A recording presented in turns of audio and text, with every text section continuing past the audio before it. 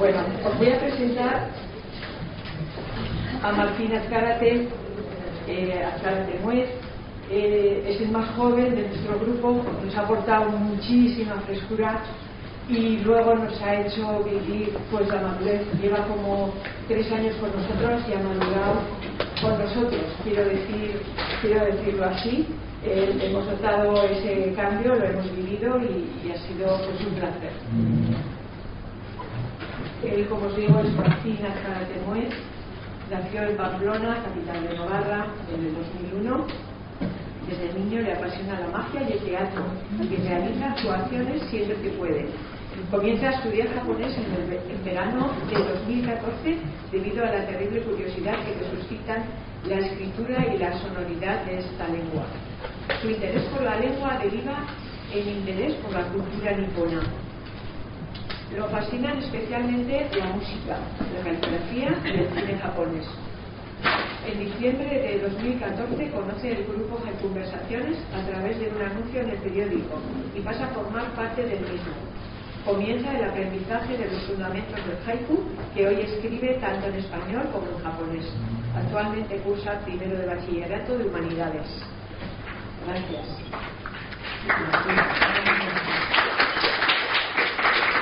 Bueno, muy buenos días a todos. Mi nombre es Martín Azcárate, como habéis escuchado. Primero agradeceros vuestra asistencia a este encuentro, que fue un gran trabajo para nosotros y espero que esté mereciendo la pena también para vosotros. Y hoy vamos a hablar del haiku en japonés y vamos a profundizar en diferentes aspectos de la lengua japonesa, pero siempre con la mirada enfocada hacia el haiku, aplicada a lo que respecta a la escritura de esta poesía.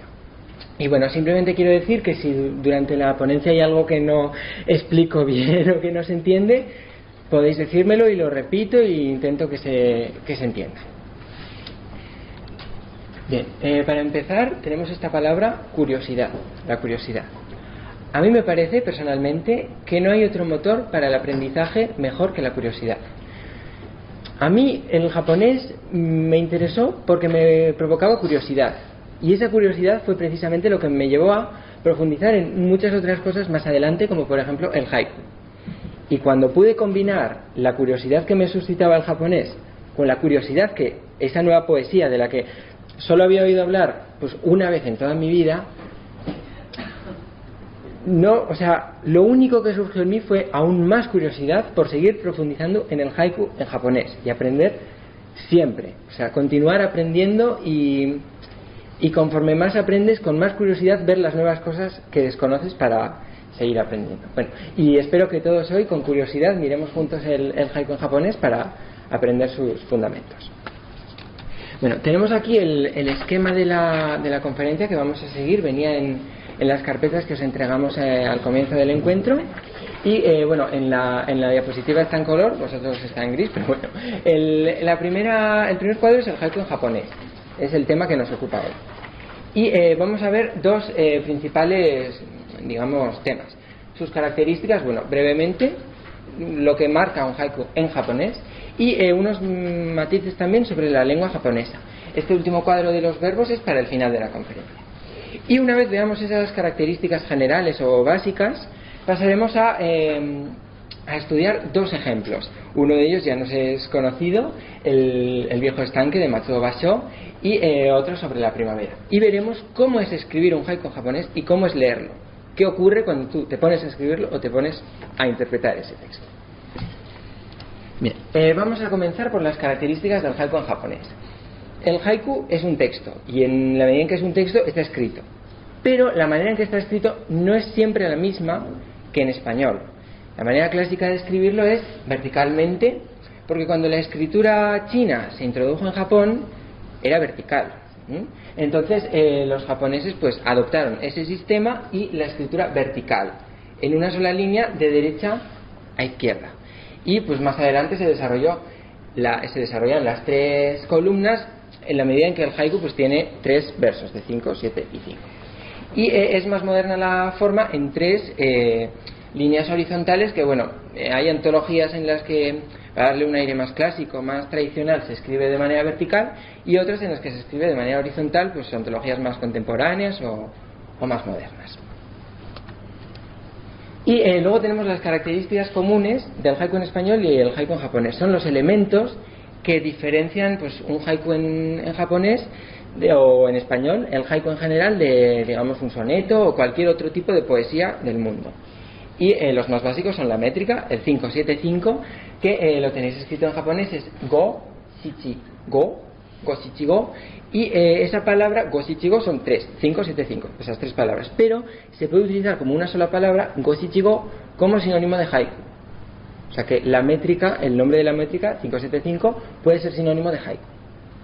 Luego tenemos el kigo, la palabra que, como sabéis, hace referencia a la estación en la que ocurre el haiku. Y en japonés es ki, go. Ki es un carácter que hace referencia a las 4 estaciones. Y go es el lenguaje, es las palabras, el habla. Entonces kigo podría ser el lenguaje de las estaciones, las palabras de las estaciones. Y luego el kire o corte. Ki, de. Quiere decir corte, simplemente es corte. Que proviene del verbo kireru. Es un verbo intransitivo, bueno, tiene un uso peculiar en japonés y es, bueno, cortar o estar cortado. Bueno, en algunos contextos puede ser también acabarse algo, pero eso ya es más otro uso. Eso en lo que respecta al haiku propio en japonés. Y luego, sobre la lengua japonesa, tenemos 3 sistemas de escritura. Son el hiragana, katakana y kanji. Pueden ser nombres que ya se os hagan familiares de haberlos leído en algún libro. Hiragana y katakana son silabarios. Silabarios. Eso quiere decir que son conjuntos de sílabas. Y son sistemas de escritura silábicos y tienen tantas sílabas como sonidos tiene la lengua japonesa. Y claro, nosotros en español para escribir casa, por ejemplo, utilizamos 4 signos. Algunos de ellos tienen valor fonético, valor vocálico y otros consonántico. Ka, sa. La C y la S son consonánticas, letras con valor consonántico. Y la A, en este caso hay 2 vocales, la A es vocálico. Tenemos 5 vocales en español solamente. En japonés también. En japonés son A, I, E, O. Tiene un orden diferente, eso sí. Pero, bueno, en español tenemos 4 signos, pero en japonés Ka, Za serían 2 únicos signos. Son 2 sílabas y desde el momento que son 2 sílabas ya, como la escritura es silábica, se utilizan 2 signos diferentes. No sé si se entiende bien. Bueno, y kaza, bueno, por curiosidad, significa paraguas en japonés. Bueno, y hiragana y katakana. Sí que es verdad que el primero que se aprende es el hiragana, porque es el más usado, tiene un uso más general. Y el katakana se utiliza para palabras de otros idiomas, tomadas de otros idiomas, para nombres de animales, de comidas. Cuando, por ejemplo, nuestra negrita o nuestra cursiva, cuando quiere resaltar un concepto, si se escribe en katakana queda como más visual. Entonces tú diferencias los conceptos. Y el kanji, en tercer lugar, el tercer sistema de escritura, los kanji. Kanji son letras chinas, los caracteres ideográficos tomados de China, que representan conceptos, en ocasiones más de uno. Y es un poco complicado porque cada carácter puede representar más de un concepto y tiene más de una lectura y más de una palabra puede significar también, y a veces significar un sustantivo, un adjetivo y un verbo. Bueno, es un camino un poco complejo y largo, pero bueno. Y tenemos aquí un haiku de ejemplo en el que con colores tenéis identificados los sistemas de escritura. Lo leo en japonés, sería Buranko koide noboreba aki no sora. Y en castellano, si me elevo al columpiarme, el cielo de otoño. Como veis, en vez del katakana, en este caso, buranko es una palabra tomada seguramente de otro idioma, y por ello se escribe en katakana. En hiragana, en rojo, las palabras más, digamos, que tienen su origen en Japón, propias, o, por ejemplo, en este caso, el o tiene una función gramatical. Entonces no existe un carácter ideográfico que represente esa función gramatical. Y luego los kanji, que representan ideas. ¿Se entiende bien? Sí. Bien. Pasamos ahora a cómo es escribirlo, el haiku en japonés. Si en cuanto tú tomas el boli o el pincel para escribirlo, ¿qué pasa? ¿Qué es lo que ocurre? Y lo primero que ocurre es que en la tarea de escribirlo, si tú sabes español y lo comparas con la de escribirlo, escribir en japonés y escribir en español, existen ventajas y desventajas para el haijin o autor. Una serie de cosas que le van a suponer una ventaja en japonés y otras que le van a suponer desventajas. Y son las siguientes. Bueno, primero voy a leer los haiku de ejemplo, están también en el esquema, en la parte de abajo. El primero ya nos es conocido, pero bueno, lo vuelvo a leer. Es Furui que ya kawazu tobikomu mizu no oto. Y en español, un viejo estanque, se zambulle una rana, ruido del agua. Ese lo llamaremos el primero. Y el segundo es Harunare ya namonaki yama no usugafumi. Y en español es primavera, la montaña sin nombre en la fina niebla. El primer aspecto a tener en cuenta es que al principio hemos hablado del ritmo 5-7-5, conocido para todos. En japonés es mucho más fácil respetarlo. ¿Por qué? Pues porque tanto la escritura como la lengua hablada prestan mucha atención a las sílabas. O sea, en japonés hay 3 sistemas de escritura y 2 de ellos son silábicos. Y el tercero, los caracteres ideográficos, representan ideas, no sílabas, pero prestan mucha atención al concepto de sílaba y se relacionan de una manera muy especial. Entonces, toda la escritura gira en torno al concepto de la sílaba. Si tú tienes tan presente una sílaba siempre que escribes, sea prosa, sea un artículo para el periódico, sea tu diario, sea lo que sea, si tienes tan presente el concepto de la sílaba, va a ser mucho más fácil cuando escribas un haiku acostumbrarte a la métrica y contar. Y la lengua hablada también presta mucha más atención a las sílabas. Tengo aquí un saludo típico de buenas noches, que tenéis las sílabas marcadas, una en rojo, una en negro, una en rojo, una en negro, así. Son 7 sílabas y son Oyasu minasai. Es para desear buenas noches o un buen descanso. Oyasu minasai. Es todo muy marcado.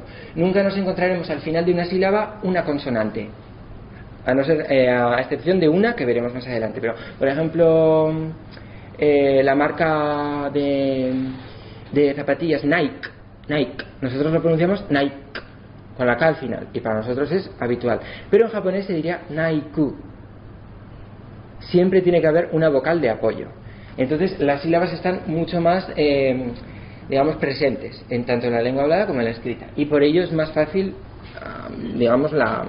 acostumbrarse a esa métrica. Aquí tenemos una tabla un poco extraña. ¿A alguien se le ocurre qué puede ser? Es el hiragana, el silabario del que hemos hablado al principio. Si os fijáis, hay columnas y filas, horizontal y vertical. En las filas horizontales, A, I, U, E, O, se organizan las sílabas que comparten el mismo sonido vocálico. La A, la I, la U, la E y la O. Y en las filas verticales se organizan las sílabas que comparten el mismo sonido consonántico. En este caso no hay consonantes, la vocal en sí misma, luego la K, la S, la T, la N, etc. Y las excepciones que he mencionado antes, en el caso de que una consonante esté al final de una sílaba, es la N cuando aparece por sí misma, sola.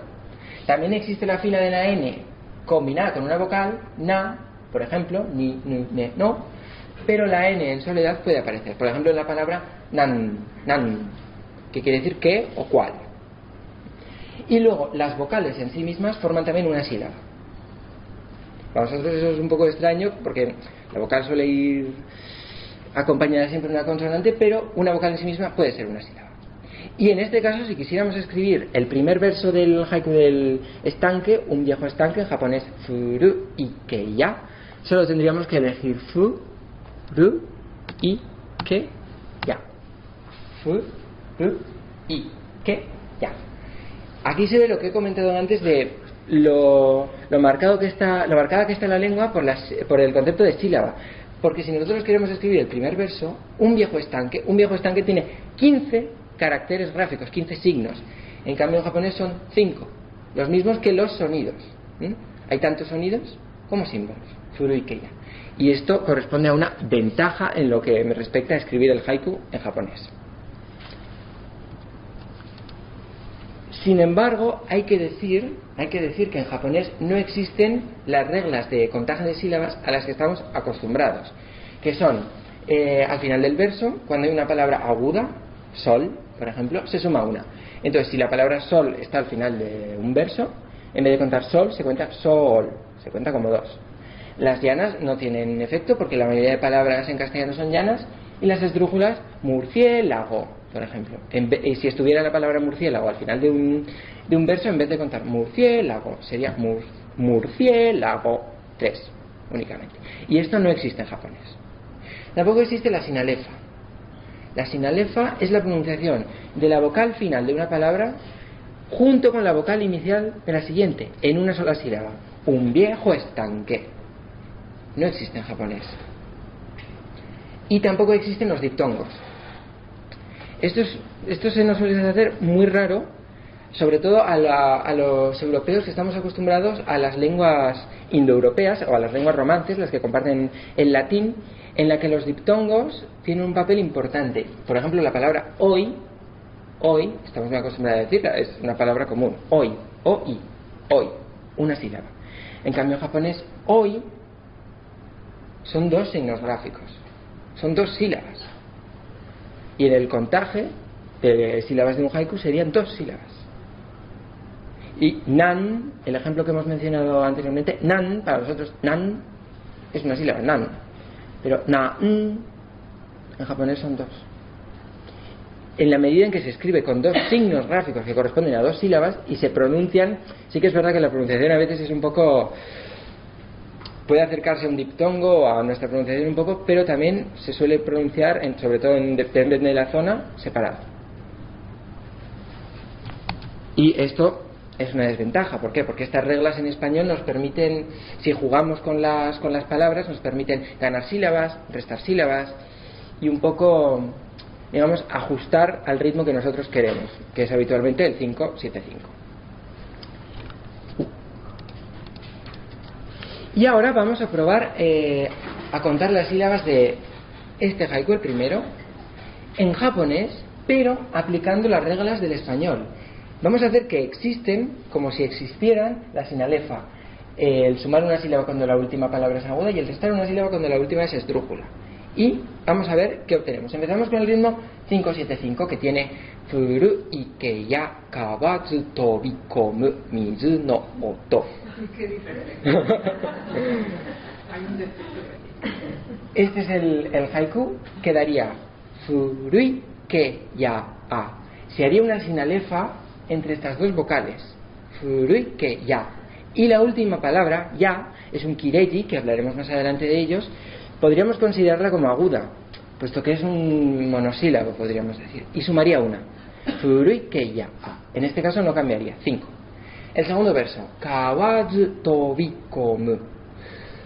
En este caso, kawazu queda igual, pero tobikomu es una palabra japonesa que podríamos ajustar a la sonoridad de las esdrújulas españolas, y por ello se le restaría una sílaba, kawazu tobikomu, 6. Y por último, mizu no to, sería una sinalefa, y oto, de nuevo, es una palabra japonesa que podríamos ajustar a las agudas españolas y se le sumaría una. En este caso, el primero y el tercer versos no variarían, 5 sílabas, porque la silanefa que se produciría en el centro resta una sílaba, pero se compensa con la que añaden las agudas del final. En cambio, el verso central se quedaría corto, le quitaríamos una sílaba y pasaría a tener 5, 6, 5. En cambio, en español tenemos un perfecto 5-7-5 gracias a 2 sinalefas que, como he dicho, ayudan en español a ganar, restar sílabas, un poco a manejarnos, son truquillos. Esto es. ¿Se entiende? Y bueno, como he dicho, este haiku 5-7-5, tanto, bueno, en español no tanto, pero en japonés el ritmo es perfecto. Y el segundo de ejemplo, vamos a contarlo, que es el más nuevo, es haru nare ya. Como veis, las sílabas están muy marcadas. Haru nare ya. Na mo na ki ya ma no u su ga su mi. 5-7-5, muy marcado. Y ahora vamos a pasar a otro aspecto, y es la sintaxis japonesa. La sintaxis japonesa es mucho menos permisiva que la del español. Tenéis en este cuadro sujeto-verbo, sujeto 1, verbo 2. Va a ser así el 99-98% de las veces. Sobre todo en la lengua hablada hay excepciones, pero va a ser así, digamos que prácticamente siempre. En español, se zambulle una rana o una rana se zambulle, podríamos decir que son sinónimos. Pueden existir matices del significado, pero no cambia el significado más básico, que es el concepto de la rana zambulléndose. Tenemos el tic. En cambio, en japonés, tobikomu es zambullirse, saltar al estanque, y kawazu es rana. Tobikomu y esto es kawazu. ¿Será lo mismo kawazu tobikomu, es decir, el sujeto y después el verbo, o invirtiendo el verbo y el sujeto, tobikomu kawazu? ¿Será lo mismo en japonés? Pues no es lo mismo. No es lo mismo. Como hemos dicho, se zambulle una rana, corresponde a una rana se zambulle, pero debido a esta regla del sujeto y el verbo, kawazu tobikomu y tobikomu kawazu no son lo mismo. En el haiku original tenemos kawazu tobikomu, una rana se zambulle, o podríamos decir que en español se zambulle una rana. En cambio, invertir el verbo y el sujeto produce que aparezca este amiguito de aquí, que se llama que, la rana que se zambulle. Es decir, el significado pasa de una rana y se zambulle, está esa idea, a, de entre todas las ranas, la que se zambulle es la que nos interesa. Esto se denomina el relativo. El jamón que me gusta, la silla que está vacía. Ese tipo de oraciones con el que. Y ese es el cambio que se produce al invertir las palabras. ¿Esto qué nos supone? Nos supone que en japonés no podemos invertir tan alegremente, diríamos, aunque no tanto, pero bueno, tan alegremente como en español las palabras. Al escribir ya hay casi hasta un orden, casi, en el que hay que escribirlo. Y esto supone una desventaja. ¿Por qué? Pues por lo que acabo de decir. No puedes andar moviendo las palabras porque te surgen cosas como esta. Cambia el significado y bueno. Pero también podría ser una ventaja. ¿Por qué? Porque si hemos visto que con un cambio tan sencillo como invertir el sujeto y el verbo podemos generar cosas que en español requieren de palabras nuevas, el que, podemos deducir que en japonés no hay que relativo. Basta con invertir el sujeto y el verbo. Entonces podemos ahorrar palabras. Podemos ahorrar, en este caso, una sílaba, pero una sílaba en 17 merece la pena ahorrarla y invertirla en otra palabra. Y hay cambios que al hacerlos en la lengua japonesa, hay partículas en español que no existen en japonés y bueno, que ocurren procesos como estos, que se pueden ahorrar sílabas. Y vamos a pasar ahora, por último, a cómo es leer un haiku en japonés. Cuando nos enfrentamos a un texto escrito en japonés, un haiku, ¿qué es lo que tiene que ofrecernos? ¿Cómo lo tenemos que interpretar? Bueno, he preparado este esquema. Aspectos significativos para el lector. El primero de ellos es la puntuación. En el haiku en japonés no se utilizan los signos de puntuación de los que dispone la lengua japonesa. Sobre todo porque son posteriores. La lengua japonesa dispone de punto, un punto que no es como el nuestro, sino que es un redonchel, se pone al final de la oración, una coma. Nosotros estamos acostumbrados a hacer la coma así, pero es en el otro sentido la coma, así. Y marca pues tiempo, el tiempo en el que ocurre algo, el día tal, no sé qué, o en oraciones complejas separa elementos, bueno. Y también existe el signo de exclamación y el signo de pregunta, aunque existen partículas en el japonés, por ejemplo, la sílaba ka, que se puede usar para las preguntas. Una oración normal con la sílaba ka al final automáticamente se convierte en una pregunta. Y en ese caso no hace falta el signo de interrogación, pero bueno, hoy en día se utiliza pues con normalidad. Y bueno, en el haiku no se utilizan esos signos de puntuación, como he dicho, porque son anteriores. Cuando el haiku se escribía tradicionalmente no existían esos signos, que son más modernos. Entonces, por respetar la tradición, por continuar en ese camino, no se han utilizado. Además, son más propios de la prosa en japonés. ¿Y esto qué supone? Supone suspensión de ideas. ¿Por qué?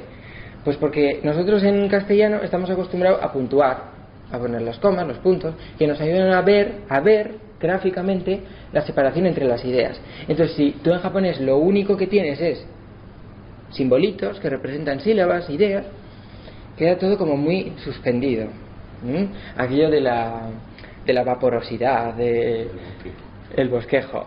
Y, hombre, es verdad que existen los kireji que he mencionado antes. Los kireji son, diríamos, partículas kire, hemos dicho que es corte, el corte interior del haiku entre los dos polos, y ji es letra. El kireji es la letra que marca el corte. Ya, kana, keri, los más conocidos, que después han adquirido matices cada uno y que sí que cumplen un poco la función de los signos de puntuación en la medida en que sirven para representar la separación de las ideas y hacer más legible, sobre todo conceptualmente. O sea, tú conforme vas leyendo el haiku, por ejemplo, furuike ya, furuike, un viejo estanque, ya, ahí hay un corte. Lo que viene a continuación será relacionado con eso, pero no, digamos que no depende gramaticalmente de lo anterior, es un elemento y luego ya algo aparte. Y en ese sentido los kireji podrían cumplir una función parecida a los signos de puntuación tal y como los conocemos nosotros en nuestra lengua, pero aún así sigue habiendo suspensión de ideas. Y el segundo aspecto es la ausencia de género y número gramatical. En japonés en japonés las palabras no tienen género, no son ni femeninas ni masculinas, ni en otros idiomas como el alemán neutras, no existe, y tampoco existe el número gramatical, no se distingue entre mesa y mesas. El contexto la mayoría de las veces nos indica que es a lo que nos referimos. Sí que es verdad que existe un sufijo que es tachi, que se utiliza para marcar el plural, pero sobre todo en personas, animales, bueno, seres vivos, y se utiliza cuando es imprescindible marcar el plural para que la comunicación sea efectiva. Si yo tengo que transmitir sí o sí que hay personas, lo puedo utilizar, pero la lengua japonesa ha desarrollado otros mecanismos para indicar el plural, bien sea mediante el contexto, bien mediante otras formas que son diferentes conceptualmente a nuestra S. Y esto nos hace pensar que la traducción un viejo estanque es acertada al 99,99%. ¿Por qué?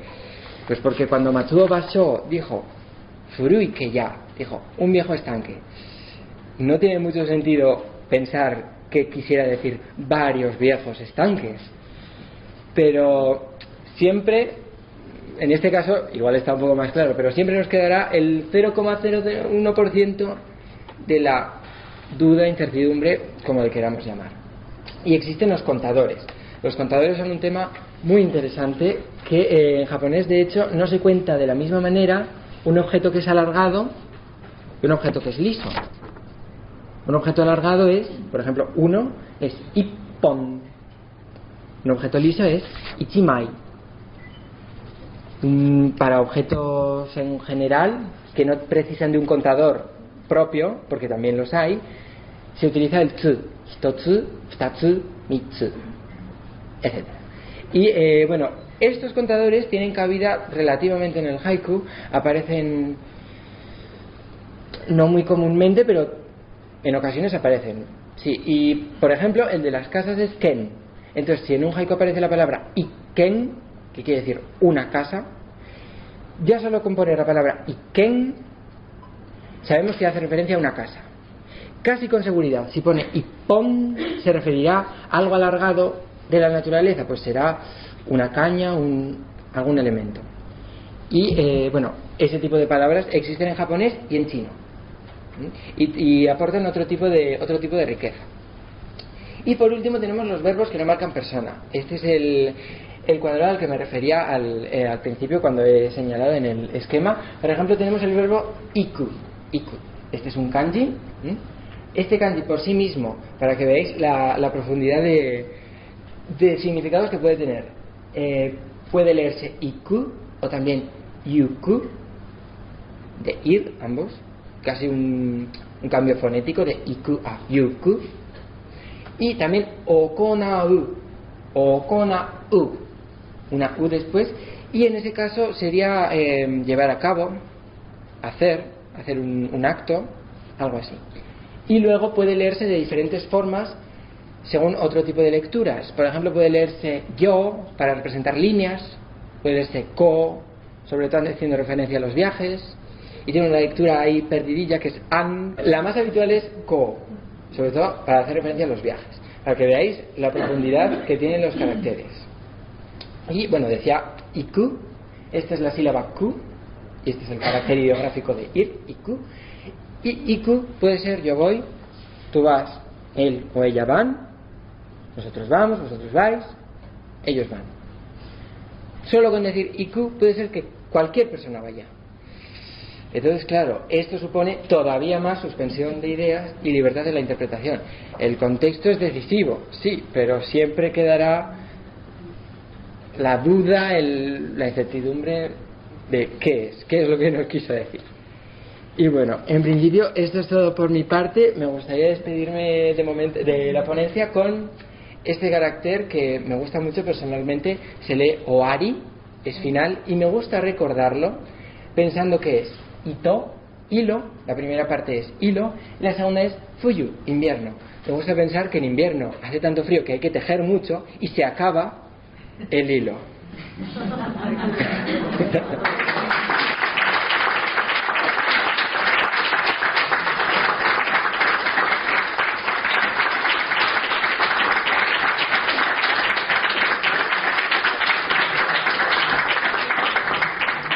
No sé si hay alguna pregunta, algo que no haya quedado claro. Cuando tú escribes haiku, ¿lo escribes primero en japonés o primero en castellano?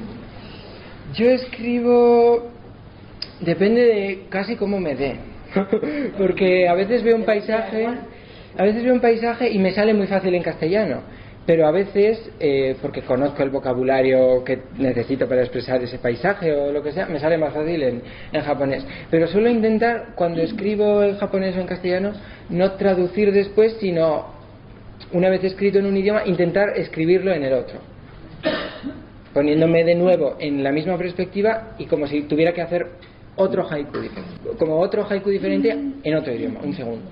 De hecho, bueno, mis haikus a veces en japonés y en castellano no suele ser literalmente lo mismo. A veces hay dos de una cosa. Me estoy acordando de uno en concreto en el que en castellano hay dos patos y en japonés hay patos o pato. Como hemos dicho, el plural y el singular no.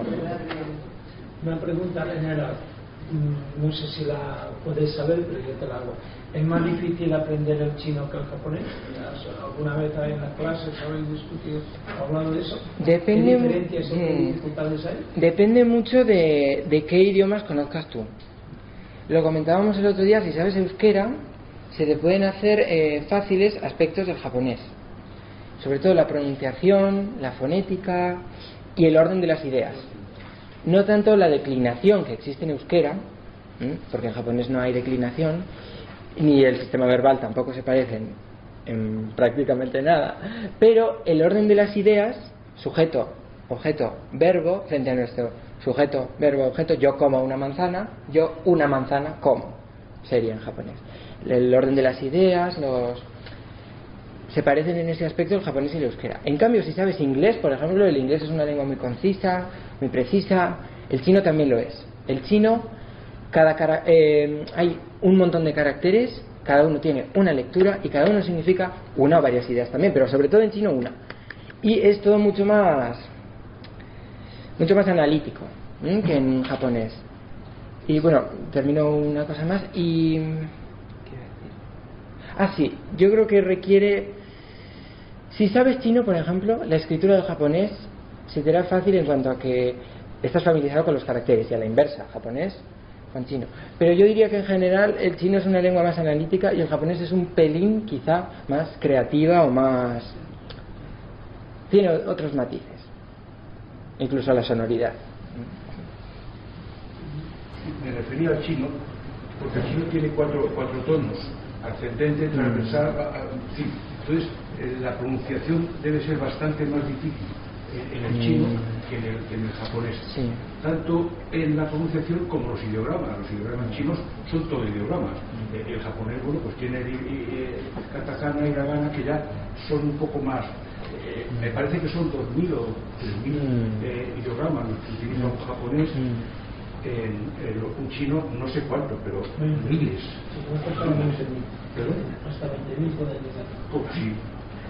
Claro, no todos los aprenden, ¿no? Pero en teoría son yo veo difíciles los dos, o sea, yo veo difíciles todos, pero si tuviera que aprender uno, yo me decantaría por el japonés. Sí, además en japonés se relaciona todo mucho, porque cuando tú aprendes vocabulario inicial, más adelante vas a aprender caracteres para representar ese vocabulario inicial que has aprendido antes. Después de esos caracteres vas a aprender más vocabulario. Más adelante en tu vida estudiarás los caracteres que dan referencia a ese vocabulario. Entonces se relaciona todo mucho. En cambio en chino tienes que aprender primero 100, luego otros 100, luego otros 100, luego otros 100. Si se te han olvidado los primeros 100, volver. Y es un proceso constante. En japonés, los básicos, que se llaman Joyo Kanji, de uso común, creo recordar que son 2136. 2136. Pero por haberlos, haylos. No, sí, pero lo que se aprenden, digamos, en primaria, los chicos son mucho menos. De eso que lo aprenden además en 2 o 3 años o en 4 años, ¿no? En realidad, el aprendizaje se estira hasta 10 para aprender también a escribir los nombres. Porque los caracteres pueden tener unos usos especiales que se llaman nanori para los nombres. Pero sí que cuesta menos tiempo que el chino. El chino, si no manejas 5.000, 7.000, y en japonés basiquísimos serían 1.500 o así. Que tampoco... Quiero decir que en la sociedad japonesa es fácil, entre comillas, manejarse porque haces vida en japonés y ves constantemente escrito todo. Vamos a pasar a proyectar unos vídeos y a leer unos textos de la Asociación de Haiku de la ciudad de Yamaguchi, con la que mantenemos relación por escrito desde que hace 2 años vino la delegación de allá con el alcalde para celebrar el aniversario del hermanamiento de Pamplona con Yamaguchi, y se comentó la posibilidad de crear un vínculo entre los dos grupos, el de allá y el de aquí, en la distancia, y hemos intercambiado textos en ese tiempo, tanto nuestros para ellos y suyos para nosotros, y comentarios de esos textos. Y para el encuentro especialmente nos han enviado unos vídeos declamando unos haikus que han sido premiados en el certamen de haiku de Yamaguchi número 39. Antes voy a leer la introducción que nos han escrito. 4 obras premiadas en el certamen de haiku de Yamaguchi número 39, declamadas y cantadas. En esta ocasión, las obras que les enviamos están recitadas cantando, con una técnica tradicional japonesa llamada shigin, caracterizada por su peculiar entonación de las palabras. Se emplea para leer poesía tradicional china o japonesa, y constituye desde tiempos antiguos una forma de entretenimiento popular en el Japón. Aunque generalmente el haiku no se declama empleando esta técnica, es otra manera de disfrutar del mismo que les queremos proponer. Esto en realidad lo mandaron para el momento de participación, pero consideramos que dado lo que vamos a ver, se lo dejamos a él, por si quiere hacer algún comentario.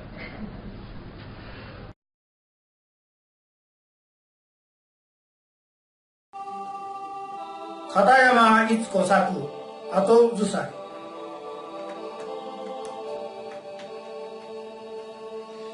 Ato Zusai,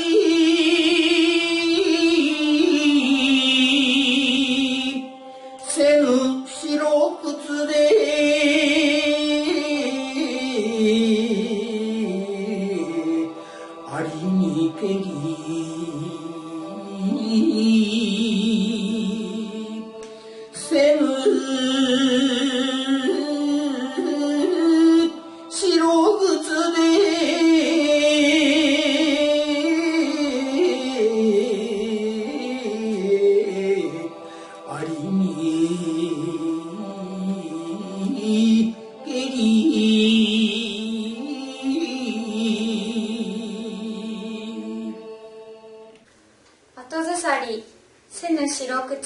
Ari ni keri El haiku es Atozusari senu shirokutsu de ari ni keri, que en castellano es: sin apartarse, permanecen aquí sandalias blancas.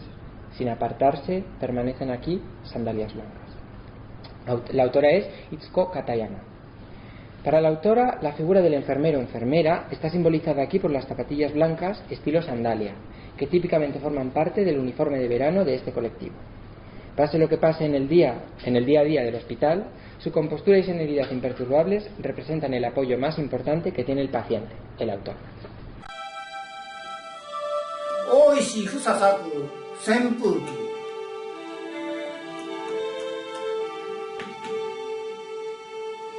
Senpuki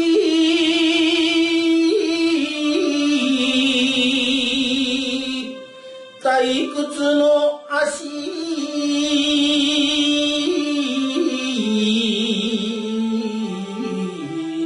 組み直し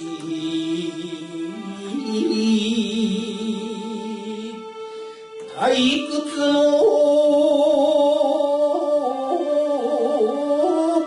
足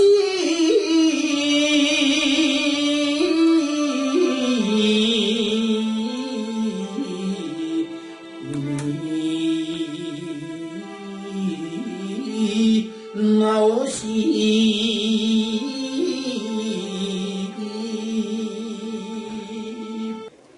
扇風機退屈の足組み直し El haiku es Senpuki, Taikutsu no ashi kumi naoshi. Se recolocan piernas entumecidas ante el ventilador. Se recolocan piernas entumecidas ante el ventilador. Y la autora es Fusa Oishi. Al regresar a casa en un día de agobiante calor veraniego, la autora se relaja durante unos instantes sentada frente al ventilador. Abandonándose a la agradable sensación de frescor y sin voluntad de hacer nada más, el único movimiento que tiene fuerzas para hacer es cambiar las piernas de posición. Al sentarse una mujer japonesa en el suelo de tatami, doblando ambas piernas bajo el peso del cuerpo, las piernas se entumecen enseguida. 伊藤愛子作全身が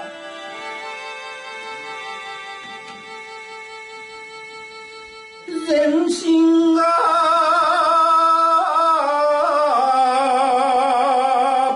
三髄になる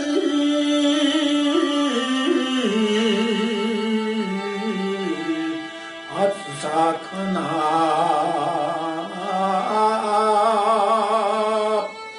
三髄になる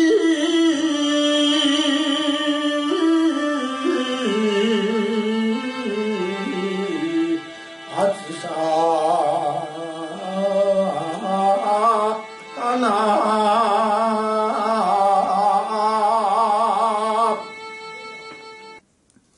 全身が三髄になる暑さかな El haiku de nuevo es Zenshin ga sanzui ni naru atsusa kana. Y en español, todo el cuerpo transmutado en agua, qué calorina. Todo el cuerpo transmutado en agua, qué calorina. Los ideogramas japoneses están constituidos por varias partes, entre ellas el radical. Uno de los radicales más comunes es el de sanzui, que representa el concepto de agua, y se representa con 3 trazos en vertical a la izquierda del ideograma que simboliza 3 gotas de agua. Está presente en palabras tales como mar, umi, estanque, ike o sudor, hace. La autora juega con ese concepto expresando cómo es el momento de más calor del verano, cómo en el momento de más calor del verano se encuentra de pies a cabeza empapada en sudor, comparando su cuerpo con el radical de agua. Esto para que se entienda quizá un poco mejor, voy a simplemente dibujarlo. El radical al que se refiere no es esto. Esta parte, sobre todo a la izquierda del carácter japonés, hace referencia al concepto de agua. Sanzui. Zui puede ser agua y san son 3. Sanzui. 3 gotas de agua. Y está presente en el mar, umi, o en el sudor, hace, o en ike, el estanque.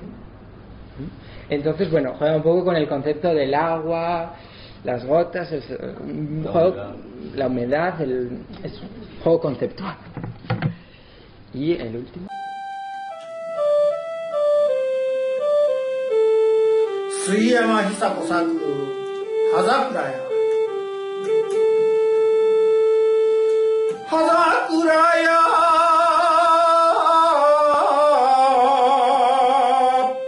手紙幾度も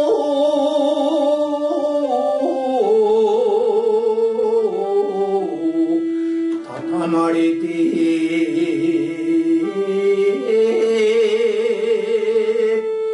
手紙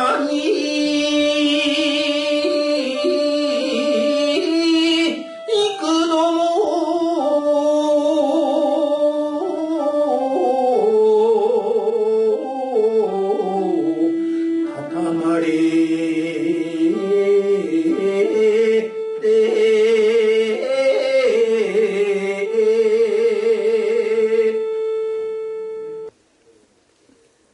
桜や手紙幾度も畳まれて Se me olvidó mencionar, la autora del haiku anterior es Aiko Ito y la autora del siguiente es Hisako Tsuyama, que dice así: Hasakura ya tegami ikudomo tatamarete. Una carta desdoblada una y otra vez. Hojas verdes en los cerezos. Una carta desdoblada una y otra vez. Hojas verdes en los cerezos. Pasada la época de floración, únicamente han quedado las hojas en las ramas de los cerezos japoneses. Nótese aquí que esa misma época, de finales de marzo a principios de abril en Japón, se producen muchos cambios de domicilio por traslados de oficina al ser abril el comienzo del año fiscal. De igual modo, en abril comienza el curso escolar. Por tanto, se puede deducir aquí que el autor ha recibido una carta por parte de una persona querida que ha tenido que trasladarse lejos por estudios o trabajo y relee con nostalgia. Y esto ha sido todo.